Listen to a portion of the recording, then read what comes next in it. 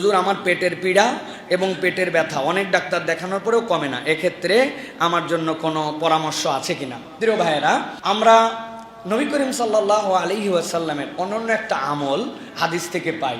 হযরত নবী করিম সাল্লাল্লাহু আলাইহি ওয়াসাল্লামের কাছে একবার খবর আসলো যে হযরত ওসমান গনি রাদিয়াল্লাহু তাআলা আনহু তো প্রচুর তার পেটে ব্যথা। হযরত রাসূলুল্লাহ সাল্লাল্লাহু আলাইহি ওয়াসাল্লাম বললেন, ওসমান একটা আমল করো, আল্লাহ চাহে তো তোমার এই পেটের পীড়া দূর হয়ে যাবে। তিনি বললেন, যে জায়গায় ব্যথা ওই জায়গায় হাত রাখো, হাত রেখে বলো বিসমিল্লাহ।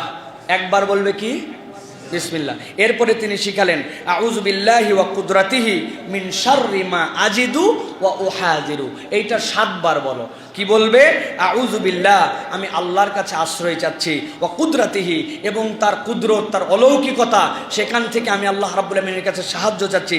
মিন শাররি মা আজিদু ওয়া উহাজিরু, আমি ওই ক্ষতিকারক জিনিস যা অনুভব করছি এবং কষ্ট পাচ্ছি, তথা আমার যে ব্যথাটা হচ্ছে সেখান থেকে আমি আল্লাহর কাছে নিষ্কৃতি চাচ্ছি। এটা যদি 7 বার বলে, আল্লাহ চাইলে রব্বুল আলামিন তার ব্যথা দূর করে দিবেন। যে কোনো ব্যথার ক্ষেত্রে আপনি আমল করতে পারেন। এখন আপনার বাচ্চা এটা পড়তে জানে না, কেউ আপনার কাছে ব্যথার জন্য ট্রিটমেন্ট নিতে আসছে, তখন একটু ভাষাটা পরিবর্তন করতে হবে। বিসমিল্লাহি একবার, এরপর আউযু বিল্লাহি ওয়া কুদরাতিহি মিন শাররি মা ইয়াজিদু ওয়া ইউহাজিরু।